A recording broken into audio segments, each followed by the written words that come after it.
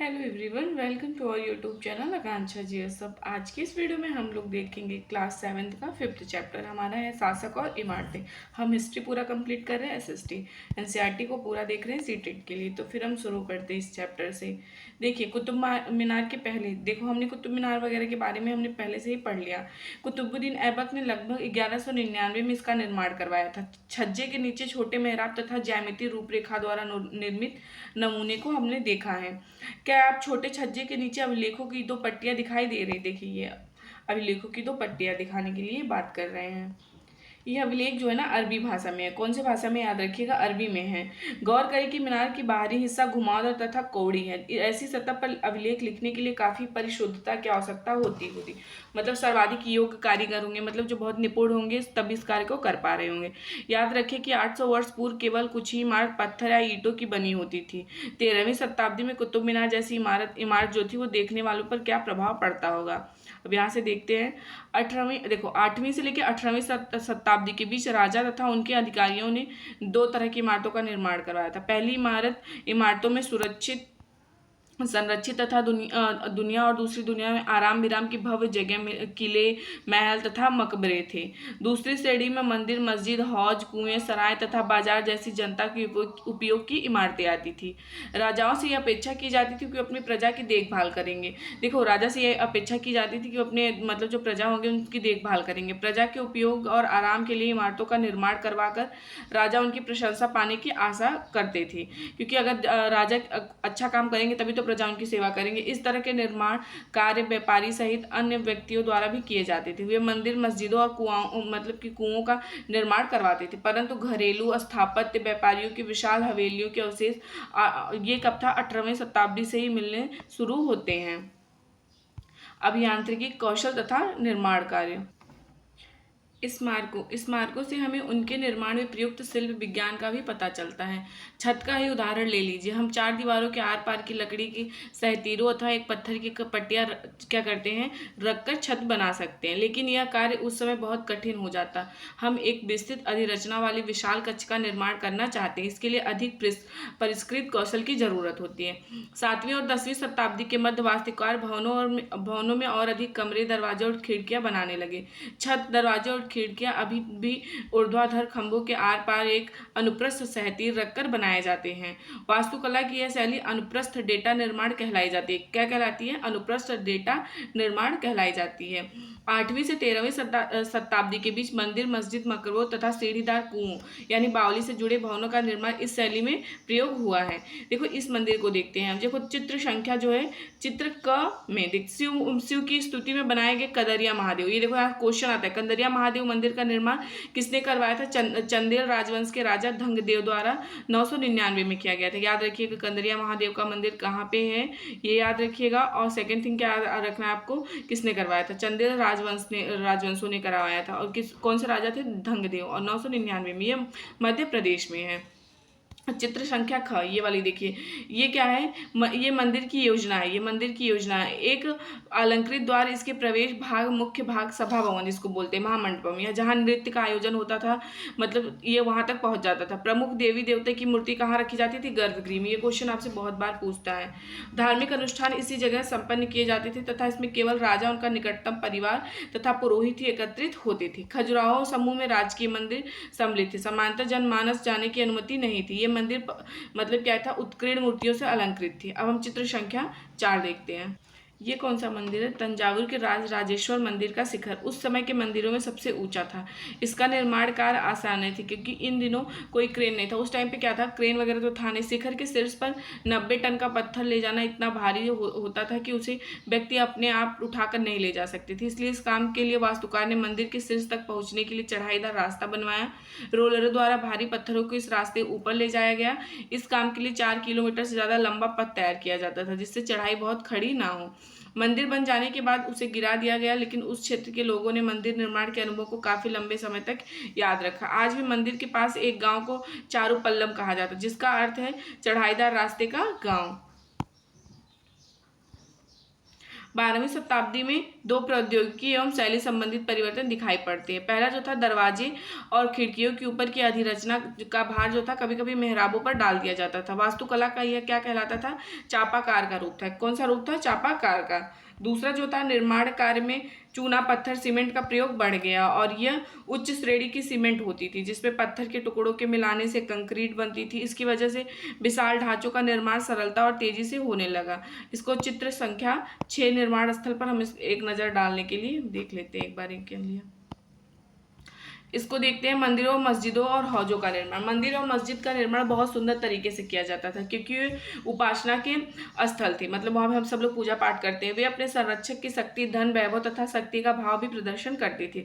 उदाहरण के लिए राज राजेश्वर मंदिर को लिया जा सकता है। यह एक अभिलेख से इस बात का संकेत मिलता है कि इस मंदिर का निर्माण राजा राजदेव ने अपने देवता राज राजेश्वरम की उपासना हेतु करवाया था। ध्यान दें कि राजा, उसके देवता के नाम काफ़ी, यहाँ से देखो ये वाला याद रखना है आपको, क्वेश्चन हर बार आता है कि उसके देवता के नाम काफी मिलते जुलते हैं और राजा ने इस तरह का नाम इसलिए रखा क्योंकि यह नाम क्या था? मंगलकारी था और राजा स्वयं को ईश्वर के रूप में दिखाना चाहता था। धार्मिक अनुष्ठान के जरिए मंदिर में एक देवता, मतलब राजा राजदेव, दूसरे देवता राजेश्वरम का सम्मान करता था। सभी विशालतम का निर्माण राजाओं ने करवाया था। सभी जो विशालतम मंदिर थे उसका निर्माण राजाओं ने ही करवाया था। मंदिर के अन्य लघु देवता के शासक, सहयोगी तथा अधीनस्थों के देवी देवता थे। यह मंदिर शासक और उसके सहयोगी द्वारा शासित विश्व का एक लघु रूप ही था। जिस तरह से वे राजकीय मंदिर में इकट्ठे होकर अपने देवी देवताओं की उपासना करते थे, ऐसा प्रतीत होता था कि मानो उन्होंने देवताओं के न्यायप्रिय शासन को पृथ्वी पर ला दिया हो। मुसलमान तथा बादशाह स्वयं को भगवान के अवतार होने का दावा तो नहीं करते थे, किंतु फारसी दरबारी इतिहासों में सुल्तान का वर्णन अल्लाह की परछाई के रूप में हुआ है। दिल्ली की एक मस्जिद के अभिलेख से पता चलता है कि अल्लाह ने अलाउद्दीन को शासक इसलिए चुना था क्योंकि उसमें अतीत के महान विधिकर्ताओं, मूसा और मुसलमानी की विशेषताएं जो थी वो मौजूद थी। सबसे महान विधिकर्ता और वास्तुकार अल्लाह स्वयं था। उसने व्यवस्था को दूर करके विश्व का सृजन किया तथा एक व्यवस्था और संतुलन कायम रखा। सत्ता में आने पर प्रत्येक राजवंश के राजा ने शासक होने के अपने नैतिक अधिकार पर जोर डाला। उपासना के स्थानों के निर्माण ने शासकों को ईश्वर के साथ अपने घनिष्ठ संबंध की उद्घोषणा करने का मौका दिया। ऐसी उद्घोषणा तेजी से बदलती राजनीति के संदर्भ में महत्व ग्रहण कर लेती थी। शासकों ने विद्वान तथा धर्मनिष्ठ व्यक्तियों को भी आश्रय प्रदान किया और अपनी राजधानी तथा नगरों के महत्वपूर्ण सांस्कृतिक केंद्रों के रूप में परिवर्तित करने का प्रयास किया। इन सबसे उनके शासन तथा राज्य को ख्याति मिली। व्यापक समझ यह थी कि न्यायप्रिय राजा का राज ऐसा होगा जहाँ खुशहाली होगी और जहाँ पर्याप्त वर्षा होगी। इसी तरह हौजों और जलाशयों का निर्माण बहुमूल्य पानी उपलब्ध कराने की कार्य के लिए बहुत प्रशंसा की जाती है। सुल्तान इल्तुतमिश दिल्ली एक ऊना के एकदम निकट एक विशाल तालाब का निर्माण करके व्यापक सम्मान प्राप्त किया था। इस विशाल जलाशय को हौज सुल्तानी अथवा राजा का तालाब कहा जाता था। क्या आप इसे मानचित्र 3 में देख सकते हैं? मतलब देखो इसमें ढूंढने के लिए बोल रहा है। एक चीज़ और याद रखिएगा, हरमंदिर साहिब, स्वर्ण मंदिर, देखो ये वाला जो है हमारा फिगर, ये उसका पवित्र अमृत सरोवर, ये अमृतसर। इसको देखते हैं। शासक प्राय अपने लोगों के लिए बड़े बड़े छोटे और हौजों तालाबों का निर्माण करवाते थे। कभी कभी वे किसी मंदिर, मंदिर हो गया, मस्जिद अथवा गुरुद्वारा जो हो गया, जहाँ पे सिख लोग एकत्रित होकर उपासना करते हैं, वहाँ पे मंदिरों को क्यों नष्ट किया गया? देखो मंदिरों को, सिंपल सी बात मैं आपको बता देती हूँ, मंदिरों को उन्होंने नष्ट क्यों किया? क्योंकि बहुत सारा वैभव, धन संपदा जो था यहीं पे मिलता था इन लोगों को। राजा मंदिरों का निर्माण अपनी शक्ति, धन संपदा और ईश्वर के प्रति निष्ठा के प्रदर्शन हेतु करते थे। ऐसे में यह बात आश्चर्यजनक नहीं लगती कि जब उन्होंने एक दूसरे के राज्यों पर आक्रमण किया तो उन्होंने प्रायः ऐसी इमारतों पर निशाना साधा।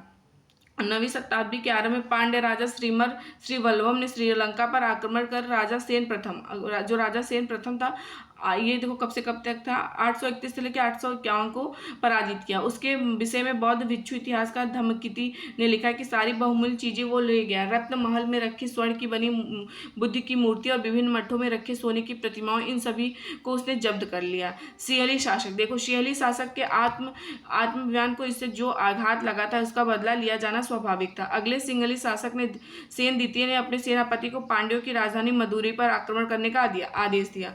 बौद्ध इतिहासकार ने लिखा कि इस अभियान में बुद्ध की स्वर्ण मूर्ति को ढूंढ निकालने तथा वापस लाने हेतु महत्वपूर्ण प्रयास किए गए।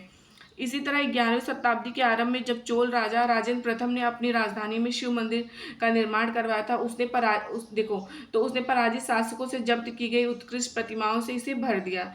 एक अधूरी सूची में निम्न चीजें सम्मिलित थी: चालुक्यों से प्राप्त एक सूर्य पीठिका, एक गणेश मूर्ति तथा दुर्गा की कई मूर्तियां, पूर्वी चालुक्यों से प्राप्त एक नंदी की मूर्ति, उड़ीसा के कालिंग से प्राप्त भैरव मतलब शिव का एक रूप तथा भैरव की एक प्रतिमा, तथा बंगाल के पालो से प्राप्त काली जी की मूर्ति ये ले आया था।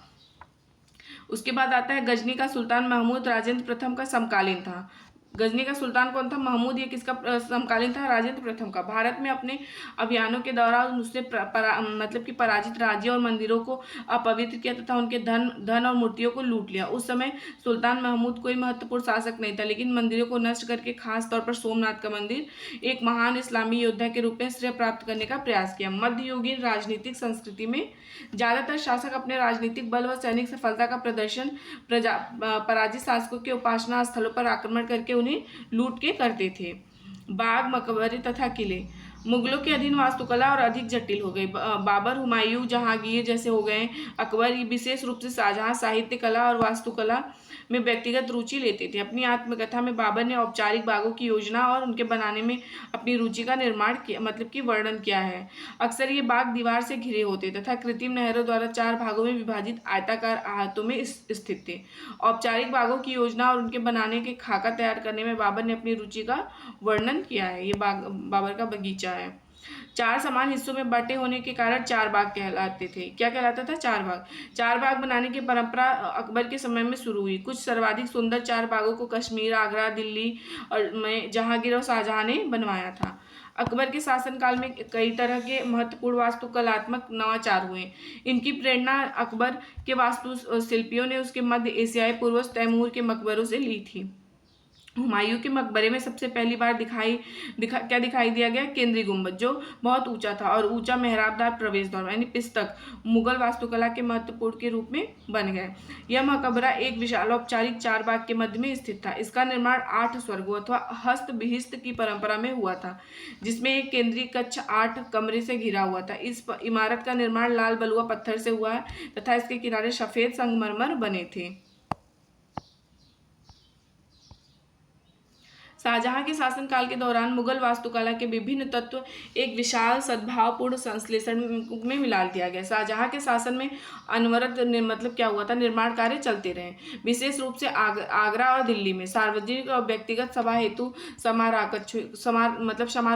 कक्ष जो होता था, इसको दीवाने खास और दीवाने आम की योजना बहुत सावधानी पूर्वक बनाई जाती थी। एक विशाल आंगन में स्थित के दरबार, चिहिल, सुतून अथवा 40 खंभों के सभा भवन भी ये कहलाते थे। शाहजहां के सभा भवन विशेष रूप से मस्जिद में मिलते जुलते बनाए गए थे। उनका सिंहासन जिस मंच पर रखा जाता था, उसे प्रायः किबला यानी नमाज के दौरान मुसलमानों के सामने की दिशा जो होती थी, मैंने आपको पिछले चैप्टर में बता दिया था, क्योंकि जिस समय दरबार चलता था उस समय प्रत्येक व्यक्ति उसकी ओर मुंह करके बैठता था। इन वास्तुकलात्मक अभिलक्षणों का इस ओर इशारा था कि राजा पृथ्वी पर ईश्वर का प्रतिनिधि था। शाहजहां ने दिल्ली के लाल किले के अपने नवनिर्मित दरबार में राजकीय न्याय और शाही दरबार के अंतर संबंध पर बहुत बल दिया। बादशाह के सिंहासन के पीछे पितरादुरा के जड़ायु काम की एक श्रृंखला बनाई गई, जिसमें पौराणिक यूनानी देवता आफियर्स को बीड़ा बजाते हुए चित्रित किया गया था। ऐसा माना जाता था कि आफियर्स का संगीत आक्रामक और जानवरों को भी शांत कर सकता था और वो शांतिपूर्वक एक दूसरे के साथ रहने लगते। शाहजहां की सार्वजनिक सभा का निर्माण यह सूचित करता था कि न्याय करते समय राजा ऊंचे और निम्न सब प्रकार के जो लोग होते थे उनके साथ समान व्यवहार करेगा और सभी के साथ सद्भाव के साथ रह सकेंगे। शासन के आरंभिक वर्षों में शाहजहां की राजधानी आगरा थी। इस शहर में विशिष्ट वर्गों ने अपने घरों का निर्माण यमुना नदी के तटों पर करवाया था। इनका निर्माण 4 बाग की रचना के ही समान औपचारिक बागों के बीच में हुआ। 4 बाग की योजना के अंतर्गत ही अन्य तरह के बाग भी थे, जिन्हें इतिहासकार ने नदी तट बाग कहते हैं। जिनको इतिहासकार क्या कहते हैं? नदी तट बाग कहते हैं। इस तरह के बाग में निवास स्थान 4 बाग में स्थित न होकर नदी तटों के पास बिल्कुल किनारे पर होता था। शाहजहां ने अपने शासन की भव्यतम वास्तुकलात्मक उपलब्धि ताजमहल के नक्शे में नदी तट बाग की योजना अपनाई। यहाँ सफ़ेद संगमरमर का मकबरा नदी तट के चबूतरे पर था तथा इसके दक्षिण में बनाया गया था। नदी पर सभी अभिजातों की पहुंच पर नियंत्रण हेतु शाहजहां ने इसे वास्तुकलात्मक रूप को विकसित किया। दिल्ली में जहानाबाद में उसने जो नया शहर निर्मित करवाया था उसमें शाही महल नदी स्थित था। केवल विशिष्ट कृपा प्राप्त अभिजात जैसे उसके बड़े बेटे दारा सिकोह को ही क्या था नदी तक पहुंच मिली थी। अन्य सभी अपने घरों का निर्माण यमुना नदी से दूर शहर में करवाना पड़ता था। क्षेत्र और साम्राज्य। 8वीं व 18वीं शताब्दी के बीच जब निर्माण संबंधित गतिविधि में बढ़ोतरी हुई तो विभिन्न क्षेत्रों के बीच विचारों का भी पर्याप्त आदान प्रदान हुआ। एक क्षेत्र की परंपरा दूसरे क्षेत्र द्वारा अपनाई गई। उदाहरण के लिए विजयनगर में राज्यों की गजशालाओं और बीजापुर गोलकुंडा जैसी आसपास की सल्तनतों की वास्तुकलात्मक शैली का बहुत प्रभाव पड़ा था। मथुरा के निकट स्थित वृंदावन में बने मंदिर की वास्तुकलात्मक शैली फतेहपुर सीकरी के मुगल महलों से बहुत मिलती जुलती थी। ये क्वेश्चन याद रखिएगा, ये बहुत बार आ चुका है। मथुरा और फतेहपुर की सीकरी का जो मुगल का महल था मिलता जुलता था। विशाल साम्राज्यों के निर्माण ने विभिन्न क्षेत्रों को उनके शासन के अधीन ला दिया। इससे कलात्मक रूपों में वास्तुकलात्मक शैलियों को के परिसंचय में मदद मिली। मुगल शासक ने अपने भवनों के निर्माण में क्षेत्रीय वास्तुकलात्मक शैली अपनाने में विशेष रूप से दक्ष थे। उदाहरण के लिए बंगाल में स्थानीय शासकों ने छप्पर की झोपड़ी के समान दिखने वाली छत का निर्माण करवाया। मुगलों को यह बांग्ला गुंबद, क्या बोला जाता था, बांग्ला गुंबद, इतना पसंद आया था कि उन्होंने अपनी वास्तुकला में इसका प्रयोग किया। अन्य क्षेत्र पर भी इसका स्पष्ट मतलब कि प्रभाव दिखाई पड़ता है। अकबर की राजधानी फतेहपुर सीकरी की इमारतें और गुजरात की मालवा की वास्तुकलात्मक शैलियों का भी प्रभाव दिखता है। 18वीं शताब्दी में मुगल शासकों की सत्ता के धूमिल हो जाने के बाद उनके आश्रय में विकसित वास्तुकलात्मक शैली निरंतर प्रयोग में रही तथा अन्य शासकों ने जब स्वयं के राज्य स्थापित करने का प्रयास किया यह शैली को इन्होंने क्या किया, अपनाया था। तो ये हमारा चैप्टर समाप्त होता है। अगर वीडियो को पसंद आए तो प्लीज़ वीडियो को लाइक करिएगा, चैनल को सब्सक्राइब करिएगा। नोट्स के लिए आप मैसेज ज़रूर से करिएगा। नोट्स पे पूरा SST पेडागॉजी भी है साथ में। Thank you.